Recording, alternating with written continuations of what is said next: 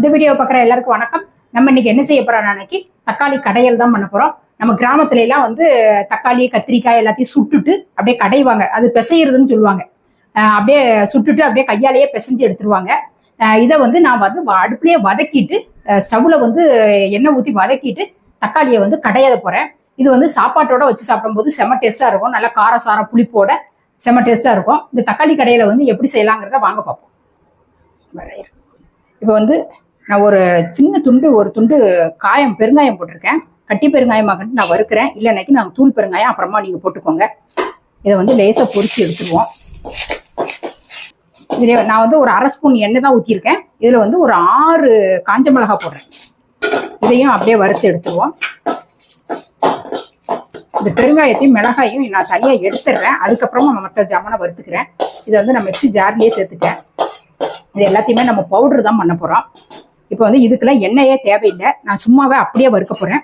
இதில் வந்து 1 ஸ்பூன் மல்லி, 1 ஸ்பூன் ஜீரகம், 1/2 ஸ்பூன் மிளகு, ஒரு 1/4 டீஸ்பூன் வெந்தயம் போட்டிருக்கேன்.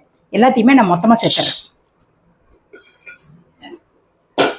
சேர்த்துட்டு நல்லா வாசனை வர்ற வரைக்கும் அடுப்பை வந்து நல்லா ஸ்லோவாக வச்சு வறுத்து விட்டுருவோம். நல்லா வறுபட்டுருச்சு. நான் இது வந்து அப்படியே மிக்ஸி ஜாரில் சேர்த்துட்டு கொஞ்ச நேரம் அப்படியே ஆற வச்சுட்டு இதை நல்லா நைஸாகவே பவுடர் பண்ணி எடுத்துட்டு வந்துட போகிறேன். இதில் வந்து எல்லாமே வதக்கி எடுக்கணும். அதனால ஒரு 2.5 ஸ்பூன் கிட்ட எண்ணெய் விட்டுருக்கேன். நல்லெண்ணெயாக விட்டுருக்கேன். இதை வந்து இப்போ ஒன்று ஒன்றா வதக்கிடலாம். இப்போ வந்து நான் அளவு வந்து சொல்லிடுறேன். ஒரு கைப்பிடி அளவு பூண்டு எடுத்திருக்கேன்.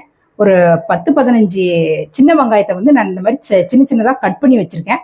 ஒரு 150 to 200 கிராம் அளவுக்கிட்ட இருக்கும் தக்காளி, ஒரு கைப்பிடி அளவு கொத்தமல்லி. இதுதான் நம்ம வந்து தக்காளி கடையிறதுக்கு தேவையான பொருள். இப்போ வந்து நான் கொஞ்சம் பூண்டை வந்து ஃபஸ்ட்டு சேர்த்துட்றேன். பூண்டை வந்து நான் இடித்து தட்டி தான் வச்சுருக்கேன்.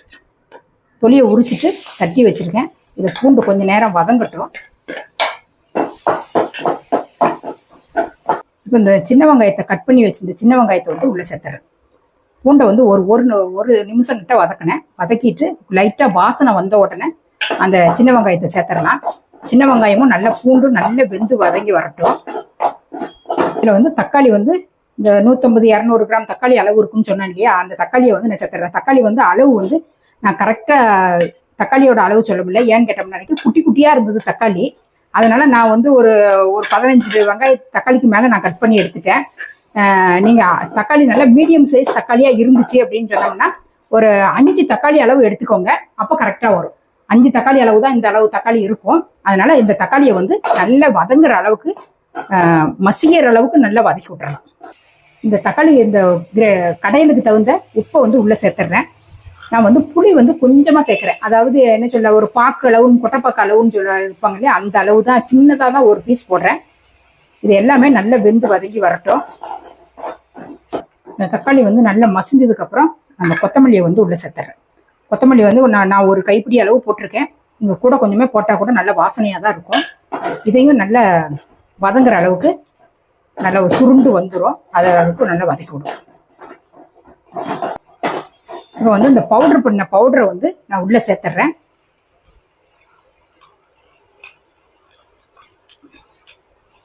சேர்த்துட்டு இதை ஒரு நிமிஷம் அப்படியே எண்ணெயில் வதக்கி விடுங்க.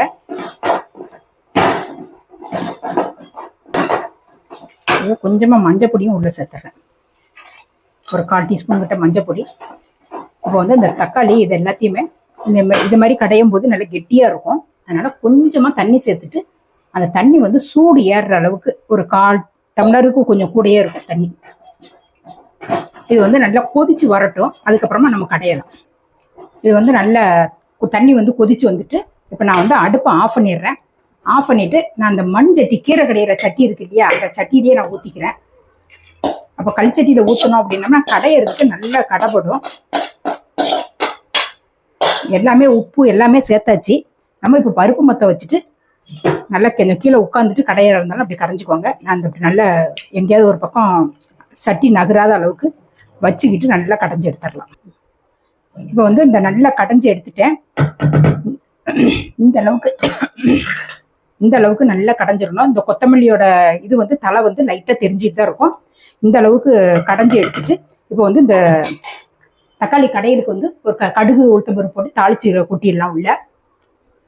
நான் வந்து இப்போ தாளிக்கிறதுக்கு ஒரு ஒரு 1.5 ஸ்பூன் கிட்ட நல்லெண்ணெயா விட்டுருக்கேன்.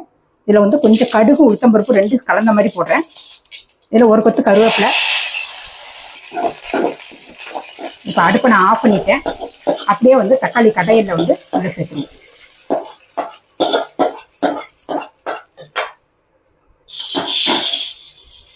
இந்த தக்காளி கடையில் வந்து ரெடி ஆயிடுச்சு. இது வந்து இட்லி தோசை கூட டேஸ்ட் வந்து ரொம்ப நல்லா இருக்கும். நான் வந்து இன்னைக்கு வந்து மத்தியானத்துக்கு சாதத்துல தான் பிசைஞ்சு சாப்பிட்றதுக்கு தான் நான் செஞ்சிருக்கேன். சூடான சாதத்துல வந்து கொஞ்சம் நல்லெண்ணெயை விட்டுட்டு பிசைஞ்சிட்டு இந்த தக்காளி கடையில போட்டு சாப்பிட்டோம்னா செம்ம டேஸ்டா இருக்கும். 2 அப்பளம் வறுத்தாலே வேற தொட்டுக்கையே தேவையில்லை. இந்த மாதிரி நீங்களும் உங்க வீட்டுல செஞ்சு பார்த்துட்டு எப்படி இருந்ததுங்கிறத கமெண்ட்ல சொல்லுங்க. இதே மாதிரி அடுத்த ஒரு சூப்பரான ஒரு வீடியோல நான் உங்களை சந்திக்கிறேன். நன்றி, வணக்கம்.